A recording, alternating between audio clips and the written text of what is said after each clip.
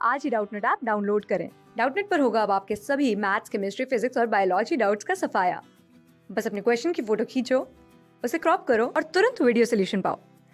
Download now. Doubtnut app. Hello guys, इस video में हम देखेंगे अपना breathing and exchange of gases part 2।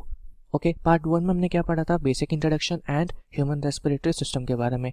Part 2 में हम पढ़ेंगे यहाँ पे क्या मैकेनिज्म ऑफ ब्रीदिंग। ठीक है, तो स्टार्ट करते हैं इस टॉपिक को।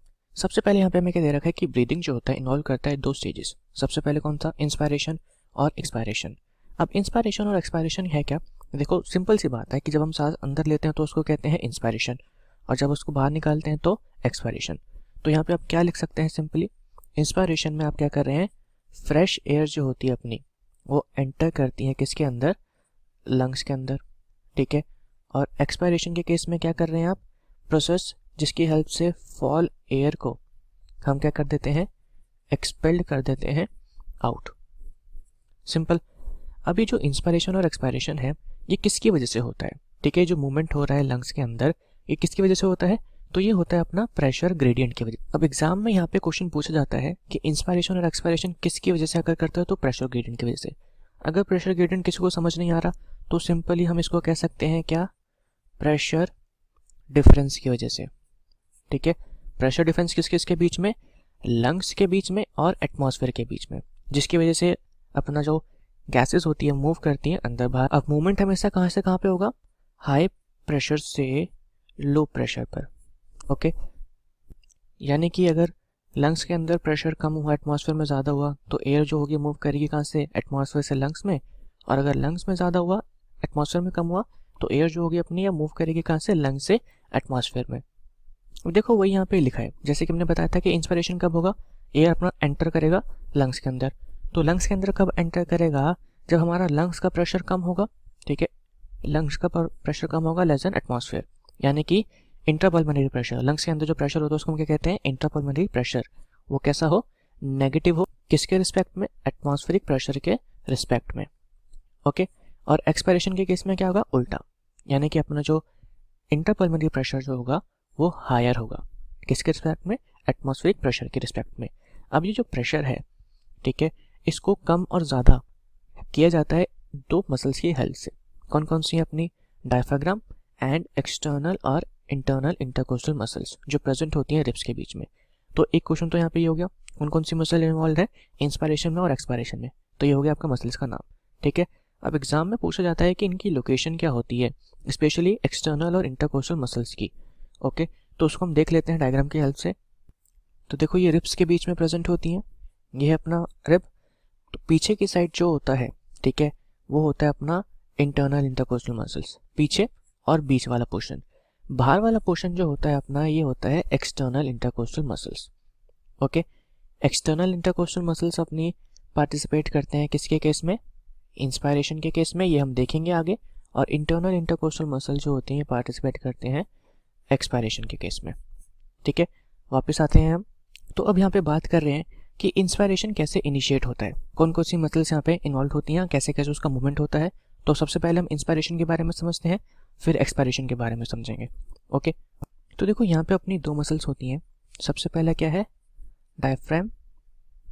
ओके, और दूसरा है अपना एक्सटर्नल इंटरकोस्टल मसल्स।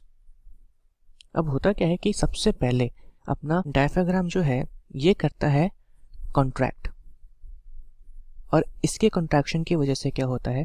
डायफ्राग्राम के जो मसल्स होते हैं और वी कैन से फाइबर्स जो होते हैं, ये आप देख रहे हैं, ये मूव करते हैं अपने डाउनवर्ड। ओके, अब अभी इसका शेप जो होता है थोड़ा कैसा होता है? डोम शेप टाइप का। तो जब ये नीचे मूव करता है तो डायफ्राग्राम का शेप हो जाता है कैसा? फ्लैट। एग्जाम में क्वेश्चन पूछा जाता है कि जब डायफ्राग्राम कॉन्ट्रैक्ट करता है तो उसका शेप कैसा हो जाता है? फ्लैट हो जाता है। अब जैसे ही अपना डायफ्राग्राम नीचे मूव करता है तो अपने लंग्स का वॉल्यूम जो है ये एंटीरियो पोस्टीरियर एक्सिस में करता है इंक्रीज। ठीक है, यानी कि इस और इस वाली डायरेक्शन में। अब ये भी बहुत सिंपल सा क्वेश्चन है कि डायफ्राग्राम के मूवमेंट से कौन सी एक्सिस में लंग्स का वॉल्यूम इंक्रीज करता है। ठीक है, अब आते हैं हम एक्सटर्नल इंटरकोस्टल मसल्स पे। इसका लोकेशन हमने लास्ट डायग्राम में आपको दिखाया था, बाहर की साइड प्रेजेंट होती हैं, तो ये भी करती हैं कॉन्ट्रैक्ट, और इसके कॉन्ट्रैक्शन की वजह से यहाँ पे देखो रिब्स एंड स्टर्नम जो होती हैं अपनी, ये हो जाती हैं रेस्ड और वी कैन से मूव करती हैं अपवर्ड एंड आउटवर्ड। डायफ्राम अपना मूव करा था कहाँ पे, डाउनवर्ड। ठीक है, तो इन दोनों की कंबाइंड इफेक्ट की वजह से क्या होता है, हमारा थोरैसिक चैम्बर उसका वॉल्यूम कर जाता है इंक्रीज। ओके, अब एक लॉ पढ़ा था हमने, अगर किसी ने नहीं पढ़ा तो हम यहाँ पे लिख लेते हैं। एक होता है अपना बॉयल्स लॉ। बॉयल्स लॉ क्या कहता है कि वॉल्यूम जो है इन्वर्सली प्रोपोर्शनल है किसके, प्रेशर के। ठीक है, तो अब जब अपना थोरैसिक चैम्बर का वॉल्यूम इंक्रीज करता है तो जो प्रेशर होता है किसके अंदर, इनसाइड लंग्स, जिसको हम क्या कहते हैं, अभी हमने पीछे पढ़ा भी था, इंट्रा पल्मोनरी प्रेशर। ओके, ये कर जाता है डिक्रीज, क्योंकि इन्वर्स रिलेशन है, वॉल्यूम ज़्यादा होगा तो अंदर प्रेशर कम होगा। अब हमने कहा था कि इंस्पायरेशन और एक्सपायरेशन किसकी वजह से हो रहा है, प्रेशर ग्रेडियंट की वजह से। ओके, और we can say pressure difference की वजह से। और एयर जो होती है हमेशा मूव करती है कहाँ से, हाई प्रेशर से लो प्रेशर पे। तो अभी लंग्स के अंदर इन दोनों मसल्स की हेल्प से प्रेशर जो है वो कैसा हो गया है, नेगेटिव हो चुका है। ठीक है, या कह सकते हैं लेस हो चुका है कंपेयर टू एटमॉस्फेयर। तो इस वजह से अब एयर जो होगी वो क्या करेगी, मूव करेगी एटमॉस्फेयर से कहाँ पे, लंग्स के अंदर। और अल्टीमेटली ये क्या हो रहा है, ये हो रहा है इंस्पायरेशन। सिंपल। अब क्वेश्चन देखो कौन कौन से आते हैं कि इंस्पायरेशन के टाइम पे इंट्रापल्मोनरी प्रेशर कैसा होता है, लेस होता है या नेगेटिव होता है। ठीक है, यहाँ पे थोरैसिक चैम्बर का वॉल्यूम कैसा होता है, ज़्यादा होता है। और दो इंपॉर्टेंट क्वेश्चन और आते हैं यहाँ पे कि डायफ्राम की वजह से वॉल्यूम किस डायरेक्शन में इंक्रीज करता है, तो एंटीरियर पोस्टीरियर एक्सिस में, और एक्सटर्नल इंटरकोस्टल मसल्स की वजह से या इंटरकोस्टल मसल्स की वजह से वॉल्यूम किस डायरेक्शन में इंक्रीज और डिक्रीज करता है, तो डॉर्सो वेंट्रली एक्सिस में। ठीक है, एक्सपायरेशन के केस में ये क्या करेगा, इस डायरेक्शन में डिक्रीज करेगा, क्योंकि इंस्पायरेशन के केस में क्या कर रहा है, इंक्रीज कर रहा है। ओके, आते हैं हम वापस एनसीईआरटी पे। तो देखो ये सब हमने कवर कर लिया है। एंटीरियर पोस्टीरियर एक्सिस में वॉल्यूम इंक्रीज कर रहा है, construction of external intercostal muscles. ठीक है, ये रिप्स को एंड स्टर्नम को मूव कर देता है कहाँ पे, अपवर्ड। तो ये भी हमने देख लिया, और इसकी वजह से वॉल्यूम डॉर्सोवेंट्रल एक्सिस में इंक्रीज कर जाता है। ठीक है, और अपना पल्मोनरी वॉल्यूम जो होता है, ठीक है, ये कर जाता है इंक्रीज, जिसकी वजह से प्रेशर जो होता है वो कर जाता है डिक्रीज, और फिर एयर जो होती है मूव कर जाती है इनवर्ड और हो जाता है इंस्पायरेशन। ठीक है, अब करते हैं एक्सपायरेशन के बारे में स्टडी। सेम है, पूरा का पूरा इसका अपोजिट है। ओके, तो सबसे पहले यहाँ पे मसल से स्टार्ट करते हैं। कौन से इन्वॉल्व है, डायफ्राम। ओके, और दूसरा यहाँ पे क्या है, internal intercostal muscles.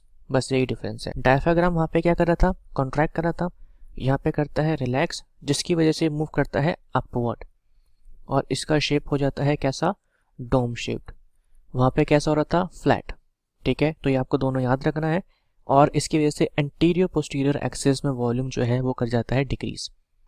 Internal intercostal muscles ये करती हैं कॉन्ट्रैक्ट।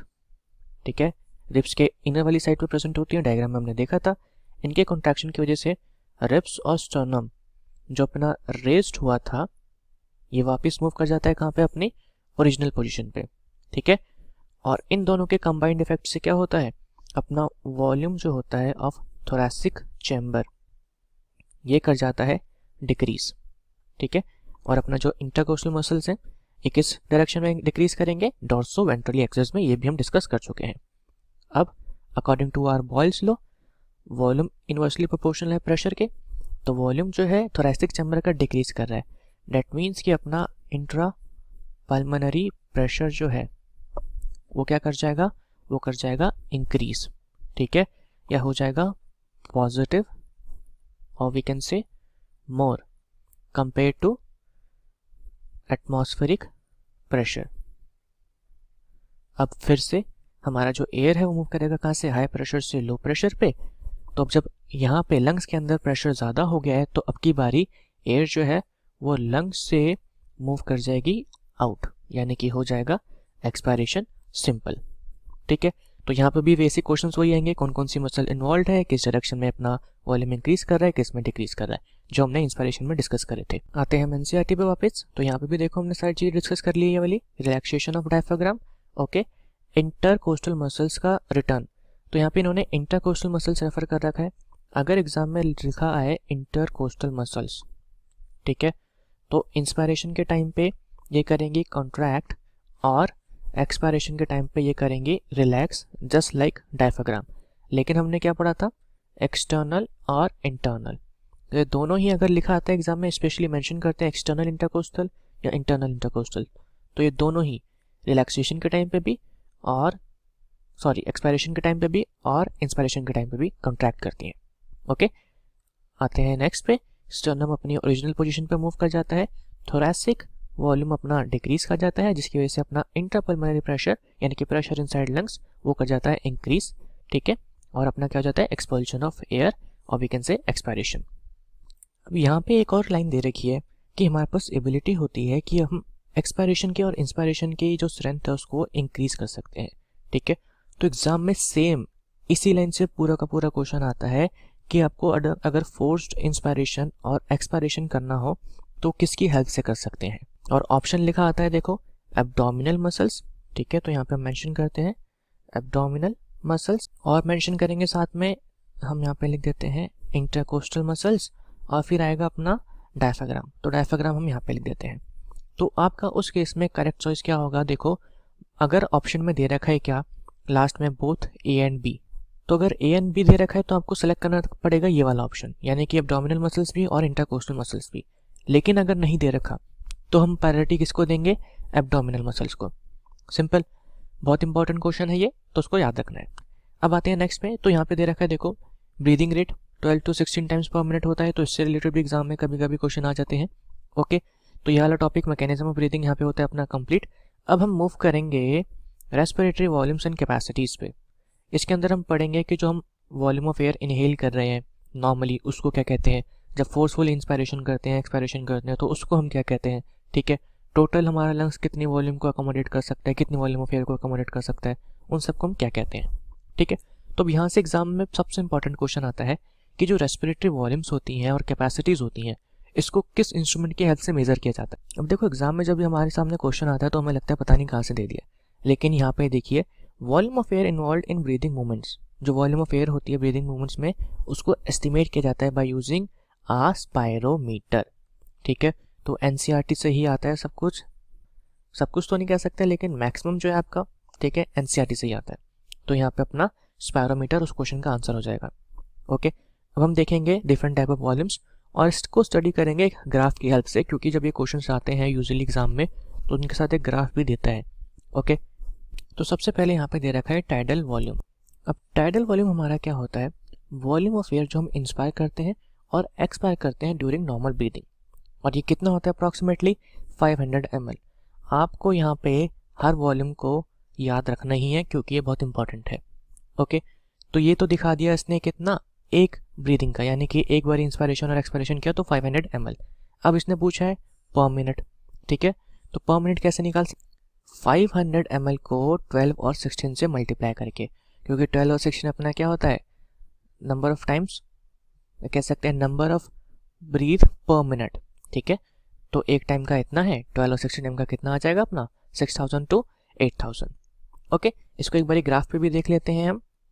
तो यहाँ पे देखो ये ग्राफ है, तो अगर इसको हम कंसिडर करें अपना, ये जो है अपना 500 है, तो ये हमारा टाइडल वॉल्यूम 0 से स्टार्ट हुआ 500 पे गया, ये हो रहा है नॉर्मल ब्रीदिंग, ठीक है। तो एग्जाम में क्या करेंगे, टाइडल वॉल्यूम हटा देंगे यहाँ से, बाकी सारे लेवल्स हटा देंगे, इसको ए लिख देंगे, बी लिख देंगे, सी डी लिख के ऐसे क्वेश्चंस आते हैं, ठीक है। आगे इसको हम और अच्छे से देखेंगे। नेक्स्ट अपना दे रखा था हमें यहाँ पे इंस्पायरेटरी रिजर्व वॉल्यूम। तो इंस्पायरेटरी रिजर्व का वॉल्यूम क्या होता है, एडिशनल वॉल्यूम ऑफ एयर जिसको हम इंस्पायर कर सकते हैं, कैसे, बाय फोर्सिबल इंस्पायरेशन। अब याद रखना है फोर्सफुल इंस्पायरेशन और एक्सपायरेशन के टाइम पे कौन सी मसल्स इन्वॉल्व थी, एब्डोमिनल और इंटरकोस्टल मसल्स, ठीक है। तो ऐसी चीज़ों को रिलेट करके पढ़ना चाहिए। अब इसका एवरेज अमाउंट कितना होता है 2500 to 300 ml। अब इसको भी साथ साथ हम ग्राफ में देख लेते हैं। तो ये देखिए ये था अपना टाइडल वॉल्यूम, और इससे जो फोर्स्ड इंस्पायरेशन हम कर रहे थे या एडिशनल अमाउंट ऑफ एयर जिसको हम इंस्पायर कर सकते थे फोर्सिबली, वो क्या था अपना इंस्पायरेटरी रिजर्व वॉल्यूम। तो यहाँ से ये था अपना कितना 500 यहाँ तक था, ठीक है, और उसके ऊपर यहाँ तक कितना हो जाएगा एडिशनल, इसको हम कह सकते हैं 3000 तक या 35000, क्योंकि इसमें अगर हम ऐड करेंगे 25 तो ये हो जाएगा 3000, अगर ऐड करेंगे 3000 तो हो जाएगा 35। ओके, वापस आते हैं। अब हम यहाँ पे नेक्स्ट दे रखा है एक्सपायरेटरी रिजर्व वॉल्यूम, तो इसका डेफिनेशन भी हम ऊपर से ही ले सकते हैं। क्या? एडिशनल वॉल्यूम ऑफ एयर जो आप कर सकते हैं एक्सपायर कैसे? फोर्सिबली। ठीक है, और ये कितना होता है अपना 1000 to 1100 ml। ग्राफ में देखेंगे आप तो ये रहा अपना एक्सपायरेटरी रिजर्व वॉल्यूम। एक्सपायरेशन जो है सब नीचे दे रखा है और इंस्पायरेशन ऊपर। ठीक है, तो आपने कितना एक्सपायर करा? Approximately 1000 to 1100। अब देखो, जब हम आगे स्टडी करेंगे तो एक टर्म आएगा वाइटल कैपेसिटी करके। वाइटल कैपेसिटी अपना क्या होता है? सम होता है इंस्पायरेटरी रिजर्व वॉल्यूम का, टाइडल वॉल्यूम का और एक्सपायरेटरी रिजर्व वॉल्यूम से। तो आप ग्राफ से इन तीनों चीज़ों को ऐसे रिलेट करके स्टडी कर सकते हैं। ठीक है, तो एक बार हम उसको आगे देखेंगे। पहले सीक्वेंस वाइज चलते हैं हम। इंस्पायरेटरी रिजर्व वॉल्यूम के बाद अपना यहाँ पे आ रहा है क्या? Residual volume. अब रेसिडुअल वॉल्यूम क्या होता है? मान लो आपने फोर्सफुल एक्सपायरेशन कर दिया, एक्सपायरेटरी रिजर्व वॉल्यूम पूरा का पूरा खत्म कर दिया, लेकिन सम अमाउंट ऑफ एयर जो है हमारे लंग्स में रह ही जाता है, उसी को हम क्या कहते हैं? Residual volume.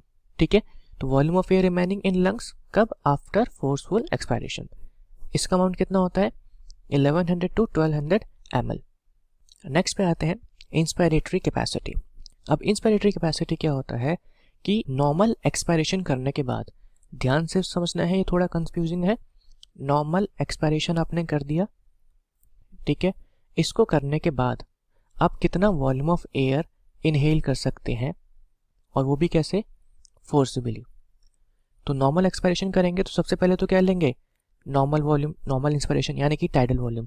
फिर आप करेंगे फोर्स्ड इंस्पायरेशन यानी कि इंस्पायरेटरी रिजर्व वॉल्यूम। ओके, अब एक बार इसको ग्राफ में ऑब्जर्व करेंगे तो और अच्छे से आइडिया हो जाएगा। यहाँ पे देखो दे रखा है इंस्पायरेटरी कैपेसिटी। ओके, और ये किसका सम है? ये सम है अपना इंस्पायरेटरी रिजर्व वॉल्यूम का, यहाँ पे आप देख सकते हैं, और टाइडल वॉल्यूम का। ठीक है, अब स्टडी करते हैं हम नेक्स्ट वॉल्यूम, ये कह सकते हैं नेक्स्ट कैपेसिटी। यहाँ पे दे रखा है एक्सपायरेटरी कैपेसिटी, तो उसका डेफिनेशन भी आप इंस्पायरेटरी कैपेसिटी से ले सकते हैं कि वॉल्यूम ऑफ एयर जिसको हम एक्सपायर करेंगे आफ्टर नॉर्मल इंस्पायरेशन। तो सबसे पहले आपने क्या करा है? यहाँ पे नॉर्मल इंस्पायरेशन करा है। अब उसके बाद जो वॉल्यूम ऑफ एयर आप एक्सपायर करेंगे, क्या क्या करेंगे? Tidal volume plus forcefully expiratory reserve volume. ठीक है, तो ग्राफ में देखो अब इसके अंदर क्या क्या आ रहा है? यहाँ पे अपना टाइडल वॉल्यूम और एक्सपायरेटरी रिजर्व वॉल्यूम, ये दोनों मिलके यहाँ पे क्या बना रहे हैं? पूरा एक्सपायरेटरी कैपेसिटी।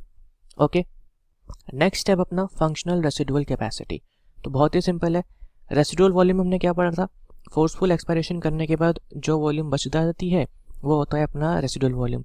लेकिन जो वॉल्यूम अपना नॉर्मल एक्सपायरेशन के बाद बचता है उसको हम क्या कहते हैं? Functional residual capacity. तो अब इसमें क्या बचेगा? देखो, नॉर्मल एक्सपायरेशन करा है, दैट मीन्स कि सिर्फ टाइडल वॉल्यूम निकलेगा। फोर्सफुल एक्सपायरेशन नहीं करा है तो अपना ER भी बच जाएगा, और फोर्सफुल एक्सपायरेशन करने के बाद क्या बचता है साथ में? रेसिडुअल वॉल्यूम, तो वो बच जाएगा। ठीक है, इसको ग्राफ में देखो तो ये रहा अपना एक्सपायरेटरी रिजर्व वॉल्यूम, ये बचेगा, साथ ही साथ रेसिडुअल वॉल्यूम बचेगा, और यहाँ से लेके यहाँ तक ये पूरा का पूरा क्या हो जाएगा? FRC यानी कि फंक्शनल रेसिडुअल कैपेसिटी।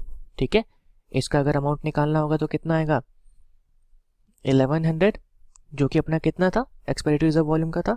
ठीक है, 1000 to 1100 था, और इसका था रेसिडुअल वॉल्यूम का 1100 to 1200, तो कितना आ जाएगा? 21 to 2300 ml के आसपास। तो ऐसे ही सारी कैपेसिटीज का वॉल्यूम निकालना है। इंस्पायरेटरी कैपेसिटी का कितना आ जाएगा? 500। ठीक है, प्लस IRV जो था अपना वो कितना था? यहाँ पे देख सकते हैं 25 to 3000। तो अगर इसमें हम प्लस करेंगे 25 to 3000 तो ये कितना हो जाएगा? अप्रॉक्सीमेटली 3000 to 35,000 ml के आसपास। ऐसे ही एक्सपायरेटरी कैपेसिटी का निकाल सकते हैं। फंक्शनल रेसिडुअल कैपेसिटी हमने पीछे बता दिया। आते हैं हम वाइटल कैपेसिटी पे। वाइटल कैपेसिटी क्या होता है? मैक्सिमम वॉल्यूम ऑफ एयर जिसको आप ब्रीद इन कर सकते हैं आफ्टर फोर्स्ड एक्सपायरेशन। ठीक है, तो जब हम फोर्स्ड एक्सपायरेशन करते हैं तो क्या निकालते हैं? हमने ऊपर पढ़ा था एक्सपायरेटरी रिजर्व वॉल्यूम। अब उसके बाद हमें करना है फोर्स्ड इंस्पायरेशन, यानी कि सबसे पहले टाइडल वॉल्यूम लेंगे, फिर लेंगे हम इंस्पायरेटरी रिजर्व वॉल्यूम। और जब हम अभी स्टडी ग्राफ कर रहे थे तो हमने बताया था कि वाइटल कैपेसिटी देखो यहाँ पे बीच में दे रखा है, ये अपना सम होता है किसका? इंस्पायरेटरी रिजर्व वॉल्यूम का, टाइडल वॉल्यूम का और एक्सपायरेटरी रिजर्व वॉल्यूम का। तो वाइटल कैपेसिटी का अगर अमाउंट निकाला जाए तो इसको हम यहीं पे सॉल्व कर देते हैं। ये कितना हो जाएगा देखो, 2500 to 3000 ml प्लस 500 ml और प्लस एक्सपायरी रिजर्व वॉल्यूम कितना होता है 1000 to 1100 ml।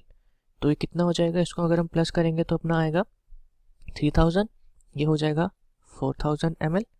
ठीक है, इसको अगर हम ऐड करेंगे तो यहाँ पे देखो 3000 प्लस 1100 4100 और प्लस 500 4600 ml के आसपास। ठीक है, तो यूजुअली एग्जाम में ये वाला वॉल्यूम दे रखा होता है या इसको लीटर में कन्वर्ट करके दे रखा होता है कितना 4.6 लीटर। ओके, ये हो गया अपना वाइटल कैपेसिटी। लास्ट अब अपना बचा यहाँ पे टोटल लंग कैपेसिटी। तो ये क्या होता है, टोटल वॉल्यूम ऑफ एयर जिसको अकोमोडेट कर सकते हैं किसके अंदर, लंग्स के अंदर, वो क्या होता है अपना टोटल लंग कैपेसिटी।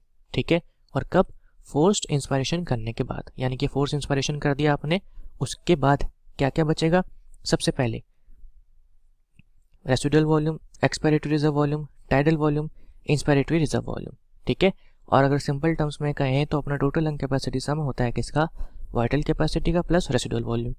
तो वाइटल कैपेसिटी हमने निकाला था पीछे 4600 के आसपास आ रहा था, इसको अगर हम ऐड करेंगे रेसिडुअल वॉल्यूम के साथ यानी कि 1100 to 1200 ml के साथ, तो अपना कितना आ जाएगा, ये आ जाएगा 5700 to 5800 ml। ठीक है, और वी कैन से अप्रॉक्सीमेटली कितना कह सकते हैं आप इसको, 6 लीटर कह सकते हैं। तो एग्जाम में इसका वॉल्यूम भी पूछा जाता है। अब देखो यहाँ पे मेरे को एक और टर्म पढ़ाना है जो इसी से रिलेटेड होता है। ठीक है, वॉल्यूम्स से रिलेटेड, और वो क्या है इसको ज़रा स्टडी कर लेते हैं। कुछ एग्जाम्स में इससे रिलेटेड क्वेश्चन भी आया है। ठीक है, तो ये है अपना डेड स्पेस एयर। अब ये डेड स्पेस एयर क्या होता है, देखो ये वो गैस होती है, ये कह सकते हैं वो एयर होती है जिसको आप इनहेल तो कर रहे हैं बट ये पार्टिसिपेट नहीं करती किसके अंदर, गैसेस एक्सचेंज के अंदर। ओके, तो उस एयर को हम क्या कहते हैं, डेड स्पेस एयर। अब ये गैसेस एक्सचेंज में पार्टिसिपेट नहीं कर रही तो ये क्या चली, कहाँ पे चली जाती है, आइदर ये कंडक्टिंग पाथवेज में ही रहती है, ठीक है, या ऐसी जगह चली जाती है ऐसे एल्वेलाइज में जहाँ पे ब्लड वेसल्स ज़्यादा अच्छे से प्रेजेंट नहीं है। ठीक है, या कह सकते हैं ऐसे एल्वेलाइज के अंदर जो अच्छे से सप्लाइड नहीं है बाय ब्लड वेसल्स। ओके, और वी कैन से जो अच्छे से वैस्कुलराइज नहीं है। तो यहाँ पे हमारा टॉपिक खत्म होता है mechanism breathing and respiratory volumes and capacity. Next part में हम पढ़ेंगे gases exchange and transport of gases. Thank you so much.